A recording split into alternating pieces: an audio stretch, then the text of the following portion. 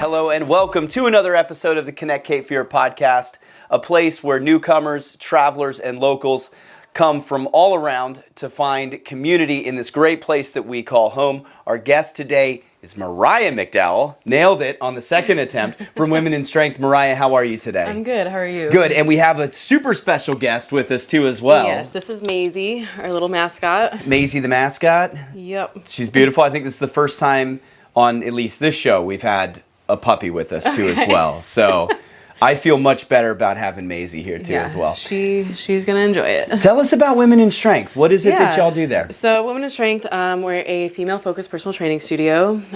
We primarily work with women. We occasionally have men that come in with us. But we do strength training with personal training or small group classes and focus on lifestyle changes. So it's not just getting into the gym, it's fitness, nutrition, looking at your sleep habits, stress levels, and navigating how we can do better with all of those. So yeah, fitness is the ultimate force multiplier, right? Like I've never known anybody who's been involved in fitness, whether it's at like an entry level or an expert level, that hasn't seen a reverb in other aspects of their life. Right. So can you tell us a little bit about like your history, how you got started in fitness and kind of walk us up to today? So, I mean, I grew up as an athlete. I swam competitively for 13 years. Okay. Played volleyball. Went to college and wanted to work with sports teams. So I finished my degree in athletic training and enjoyed that, but then found more the private sector of personal training and getting individual sessions with people. And I really enjoyed connecting with people in that way. So eventually decided to go that route and worked for a variety of different gyms through New Hampshire and then moved here and started my own thing. Yeah, you were a COVID transplant too as well. was. You were saying off camera. Yeah. How'd you get to Wilmington? I honestly don't know. I had looked at places in Virginia. I knew I wanted to be south, but wasn't sure how far I wanted to go. And just started looking at beach towns and found Wilmington, did a 4-day trip down here and was like, I'm going to move here. That's all it took was 4 days? Yeah. What do you remember? Do you remember like where you went on that 4-day period? I explored Wrightsville, Carolina Beach, downtown, and then did like Airlie Gardens. Yeah. And checked out a couple of gyms that were still open at that time. So Yeah, we did. So was that like heart of COVID when you were down here, like 2020, 21? I came down in June of 2020. And August 2020. Yeah. So it was right at the beginning. Wow, you must have been like, I could imagine you driving through like, wow, parking here is great. There's like, this is so easy to get to the beach. And then like today it's not. The bridge is closed right now, so there's extra traffic all over the place. Exactly. It's like, can we open all these things back up so we can travel a little bit more conveniently? Yeah. But I mean, it wasn't bad. I mean, traffic was more than what I had up north. So that was an adjustment. But other than that, it was easy transition down here. Yeah. And you have a studio over on Oleander, right? Did I read that correctly? So right now we're on 17th Street. Oh, 17th Street, okay. Yeah, we're about a block away from the cargo district. Okay. But tomorrow is our last day in that studio space. Okay. We're going to be moving over to Wrightsville Avenue. Okay. Into a little bit of a bigger space and be able to offer a little bit more for our ladies and everything. Nice. So as I was reading on y'all's website, so there's 3 C's that y'all focus on with Women's Strength, right? Consistency, community and commitment. That's right. I knew community and consistency. I couldn't remember the commitment there, but that is kind of important. It is. Yeah. Tell us a little bit about that. Yeah. So, I mean, one of the biggest things that's helped me in life is being consistent, going towards my goals, my business, everything. And that's something that I want to instill in my clientele as well. Because if they want to see the results that they are aiming for, they need to build consistency, whether it's in the gym, outside of the gym, work, lifestyle, all of that. Same thing with committing. You have to be committed to your goals if you expect to achieve them. We can only do so much. They also have to take that other 50% and do everything themselves. And community, I worked at a gym that I did my internship at, and it was very community-based. Everyone knew who everyone was. We would have events together. And it just built this family. And that's what I'm striving for with Women in Strength.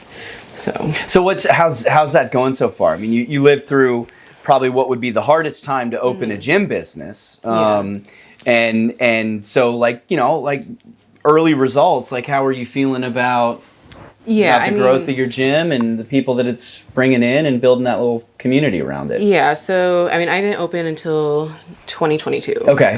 So I had already built up pretty good client base when I first moved here.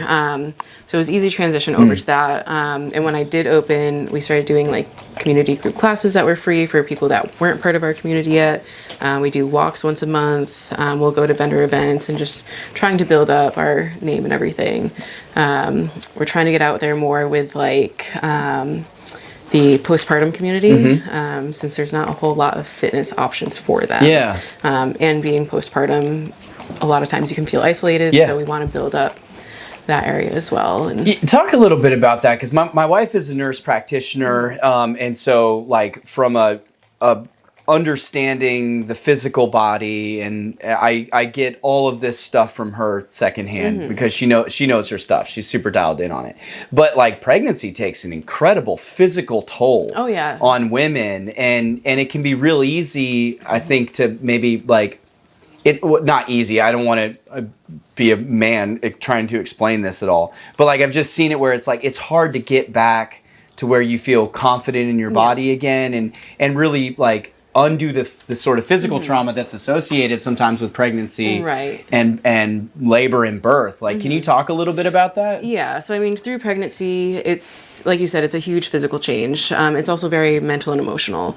You're going 9 months of watching your body change, and a lot of people aren't ready to accept that their body's not going to go back to what it was. It can, but it's still not going to be the same. You go through that 9 months, and then birth and labor and everything that takes a toll. And even afterwards, I mean, you've got postpartum depression if you don't have the support there that you need, dealing with the changes, having sleep habits change. You're not getting to the gym the same way that you used to. Nutrition's all over the place. So we want to be there to help with that transition. And have them understand that they're not alone, that everyone goes through this. And we're there to support them and give them different things that they can be doing that maybe they didn't try already. And just getting them to understand that you just grew a baby for 9 months. It's going to take 9+ months to get back to where you want to be. So just building the patience with that. Just grew a baby for 9 months. It's going to take a little time to put you back together the way where you feel confident in your own skin again. There's a lot in there that's going on, like mentally, emotionally, but also physically, that needs time to heal and recover, and it's not going to be a week, it's not going to be a month. So just working with them to understand that, and it helps to have that community there, and having new moms together to talk about what they're going through and everything like that. Are there any other groups that you focus on specifically? Have you got new moms? Are there other so we're gonna try to tap into prenatal as well, maybe do a mommy and me class. We're also looking into more of that like menopausal age group, because majority of our clientele are between that 40 to 60 range. So they're either perimenopause or already going through. So building up more of a community on that. We're also taking a larger approach into our nutrition coaching. Because one of my coaches, she is a nutritionist, and we want to have that offering since it is part of our health and wellness. So. And that's I would think from my personal experience, like the diet side of it, the nutrition side of it is way harder, I think, than showing up consistently to the gym. You're like, okay, I have this hour planned every day. I can do that. But then my habits, the other 23 hours can sometimes be the hardest part to change. And that's what people struggle with. Like, they know that they're set to come in for their training sessions with us. But when they're not with us, we're not there being like, okay, you need to eat right now. This is what you need to eat. So we do work with people on that. We take their lifestyle into account, what their work schedule is, what their extracurricular stuff is, and try to help them figure out ways to get full meals and get snacks in here and there, and make sure that they're eating consistently and getting the fuel that they do need. It is definitely harder getting people into the gym, but we also tell them it's a work in progress. You don't have to be perfect. It's just build up, like, let's focus on getting your breakfast in every day. Get consistent with that for a month, and then we'll introduce something else to the tabs. I love breakfast. If there's a meal that I will wake up for, it's a full plate of eggs and bacon and just I just love protein in general, but like breakfast protein, come on, there's nothing better. It just makes me so happy. And occasionally I'll do a little biscuit and gravy if I'm doing my cheat meal or something, because I'm Southern. I love biscuits. Like, who doesn't? Who doesn't love some biscuits? Maisie, do you like biscuits? Oh yes. Maisie likes biscuits. I love it. Everything. So what, so since you've been down here in 2020, outside of your business and growing community through that, have you found nonprofits or other ways that you like to serve and continue to give back to the community? Or are there groups that you're involved in that you want to shout out as a part of this? So a couple girlfriends and I, they're both in the business world, both in health. We started a group called Share the Health. Okay. And it's a female business owners meetup. Cool. We meet once a month and we just talk about anything and everything business, whether it's issues that we're having or something we're proud of. A lot of social media comes up into it because we all struggle with everybody struggles. Yeah. It's we make stuff for social media and I struggle with it because it feels like such a chore sometimes. It's always an afterthought for me. I mean, I barely post to my personal page, so posting for the business, it's the same level for me. Yeah. And I mean, we don't get our people from social media really. It's more just Google word of mouth stuff. Yeah. But we'll meet up about stuff like that. We'll go to events together. We'll hold events like open houses and everything.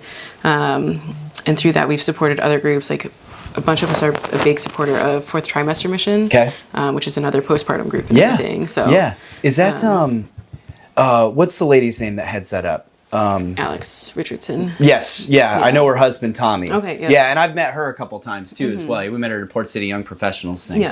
I think once. Yeah, great mission that they're working on there. Yeah, it's a good group. Yeah. But yeah, I love our little networking group. It helps me refer people out to other females and everything, and they refer clients to us. That's great. Yeah. Yeah, it's great. I let my wife know about it because she, her thing is alternative psychiatry, but she does like hormone replacement therapy and she does some real cutting edge stuff there too. Yeah. And the more I think health has been a focus within our country, the more we've come to understand that it's like, okay, I have to do more than just go to the gym for an hour. Right. It's not just one thing. Yeah. It's multiple different areas. Like all these different layers that go into it. Like, she does like really hardcore, like quantum physics based and backed detox, like heavy metals, parasites, all that stuff. And it's like it hit me when she was like, you can do all the right things with your diet. Like you can drink clean water, you can eat whole foods, you can just do like all the stuff that we know is good for the body. Right. But if you haven't gotten rid of all the old crap that was in there, like there's no room within those cells for that stuff to go in. And I'm like, oh my gosh, that makes total and perfect sense. I don't know why I didn't think about that before.